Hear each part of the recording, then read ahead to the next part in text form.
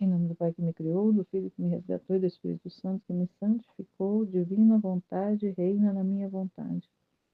Ó minha mãe, eu te amo, tu me amas, dá-me um gole da divina vontade para minha alma.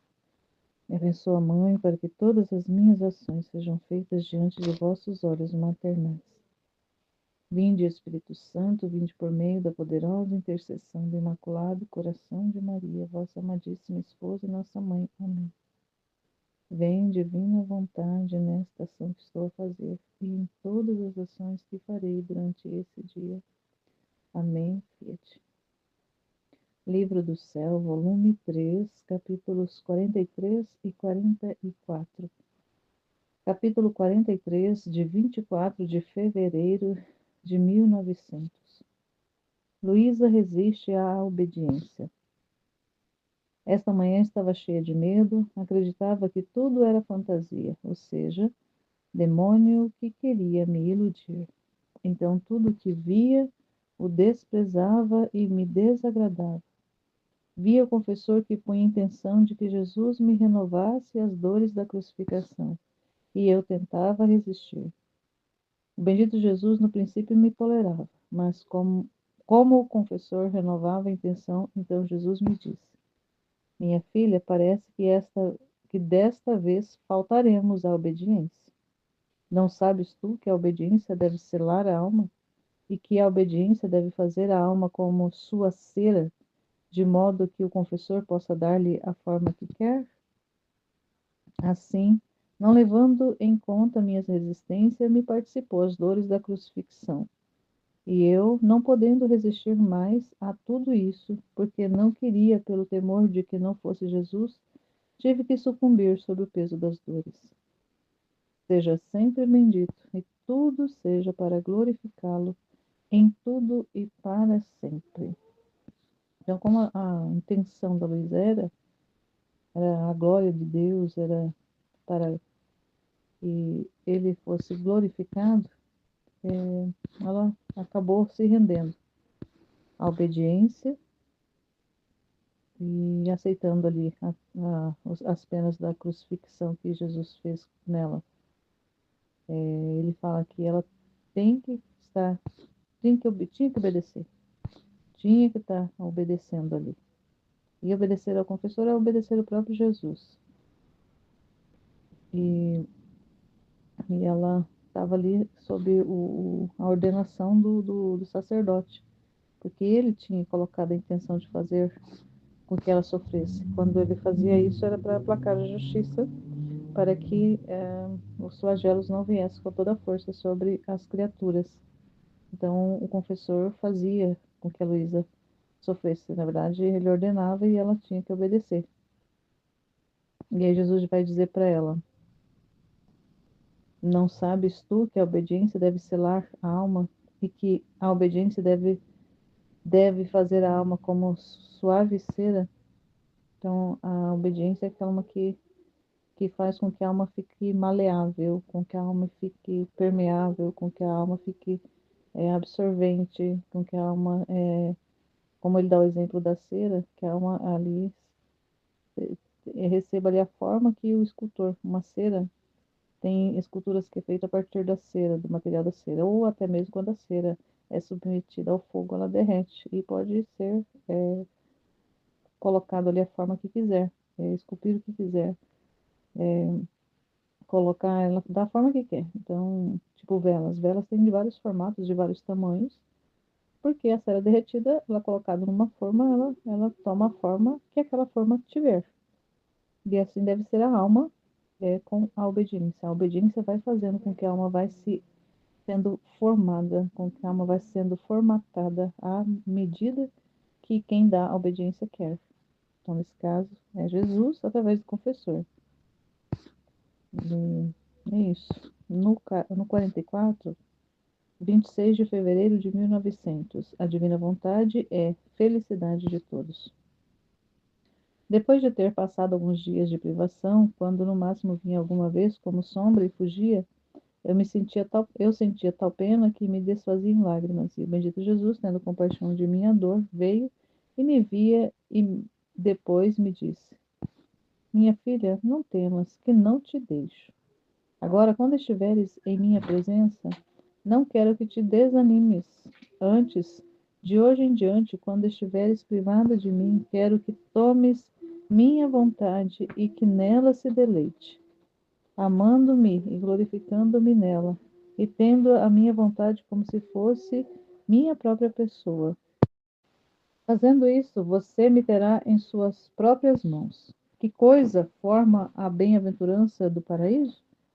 Certamente minha divindade. Agora, o que formará a bem-aventurança de meus amados na terra? Com certeza, minha vontade. Ela não te poderá fugir jamais, e tê-la sempre em tua posse.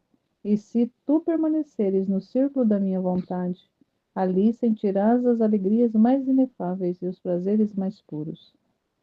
A alma, não saindo jamais do círculo da minha vontade, torna-se nobre, diviniza-se, e todas as suas obras repercutem no centro do sol divino, assim como os raios do sol repercutem na superfície da terra, e nenhum só sai do centro que é Deus. A alma que faz minha vontade é a única nobre rainha que se nutre de meu alento, porque meu alimento e a sua bebida não são a, não as toma mais que de minha vontade, e nutrindo-se de minha vontade toda santa, em suas veias correrá um sangue puríssimo. Seu hálito exalará um perfume que me recriará, porque será produzido pelo meu próprio hálito. Por isso não quero outra coisa de ti, senão que formes tua bem-aventurança no giro de minha vontade, sem sair jamais, nem sequer por um breve instante. Então, nesse 44 aqui, a divina vontade e a felicidade de todos. A Luísa se lamentando também de passar um tempo de privação, e Jesus vem, depois dessa lamentação dela, vai dizendo para ela não ter medo, que ele não deixa ela. Ele fala várias vezes isso. Sempre ela está se lamentando, mas porque ela quer ali a presença sensível. Mas ele sempre está junto, ele nunca deixa ela. E aí ele vai dizendo: agora, quando estiveres em minha presença, não quero que te desanimes.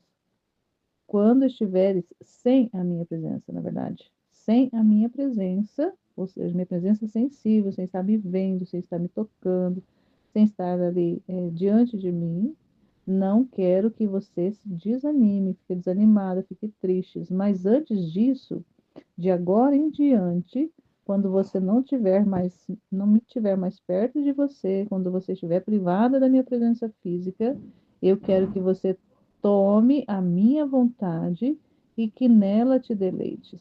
Ter a informação na inteligência. Então, eu não vejo Jesus visivelmente, sensivelmente. Eu não estou tendo um contato sensível, mas, no entanto, pela inteligência eu sei que eu posso tomar a sua vontade. Então, ali ela é convidada a tomar a vontade dele e se deleitar na vontade dele, amando ele, glorificando ele e tendo na vontade dele como se fosse a vontade dela. E assim é com nós. Temos que ter a vontade de Deus como a nossa própria vontade. Então, o que a gente quer é o que Deus quer.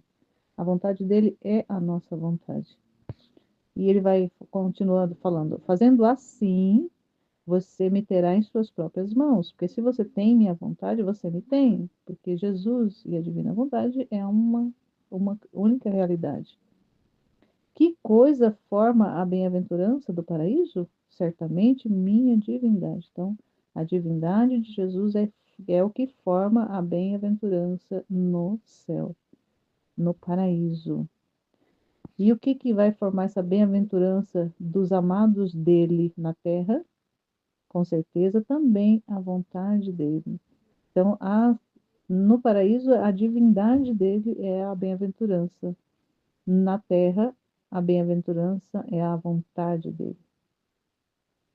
Ela, a vontade de Deus, a vontade de Jesus, ela não poderá fugir jamais, porque se a alma está fundida, se a alma está ali, vivendo na vontade de Deus, a vontade de Deus não foge. E a alma vai ter sempre a posse dessa vontade de Deus. E se a alma permanecer no círculo da vontade de Deus, a alma sentirá alegrias inefáveis, prazeres puríssimos. E a alma não saindo jamais do círculo da vontade de Deus, ela vai se tornando nobre, ela vai se divinizando, e todas as obras vão repercutindo no centro de Deus, no centro do sol divino, no centro da luz de Deus, no centro do conhecimento de Deus. E assim como os raios do sol, o sol material repercutem na superfície da Terra, ou seja, ele reflete, ele clareia, ele aquece a superfície da Terra, e nenhum dos raios sai do centro dele, ele, com os raios que estão fixados neles, também penetra a Terra. Assim também, a alma que faz a vontade de Deus, que vive na vontade de Deus, é como uma nobre rainha que vai se nutrindo do alimento, do alento que é o próprio Deus. É o alento, quer dizer, o sopro de Deus, o respiro de Deus. Porque esse alimento vai ser a bebida que a alma vai se nutrindo, vai tomando mais e mais da vontade de Deus e vai se nutrindo mais ainda. E aí vai se tornando cada vez mais santa e vai fazendo com que nas veias vai correndo esse sangue puríssimo e vai exalando um hálito também perfumado que vai recriando a alma. E, e vai sendo ali também o que na verdade que esse hálito é o hálito do próprio Jesus que vai soprando sobre a alma. E aí ele vai dizendo ainda, por isso eu quero, não quero outra coisa de você, senão que você forme a tua bem-aventurança no giro da minha vontade, quer dizer, a sua alegria, a sua vida, o seu bem-estar em girar na minha vontade, em ficar ali no círculo, não sair mais, formar, formar todo esse bem na vontade de Deus, sem sair jamais, nem sequer por um breve instante, não sair nem sequer por um minuto, nem sequer por um segundo sair fora, vai ficar o tempo todo fixado. E se a gente muitas vezes parece que a gente está fora da vontade de Deus, e aí a gente compreende por causa das revelações que ele diz que nós vivemos muito pela intenção, então se concretamente realmente não estamos vendo acontecer, mas nós estamos na intenção, e hoje eu pensava nessa realidade da intenção e da decisão. Mais do que a intenção, nós precisamos viver na decisão. Então, todos os dias, mais que ter a intenção de viver na vontade divina, nós temos que ter a decisão. Hoje, mais uma vez, eu tomo a vontade divina para ser a minha vontade. Eu tomo a vontade de Deus para ser a minha vontade. Essa é a minha decisão.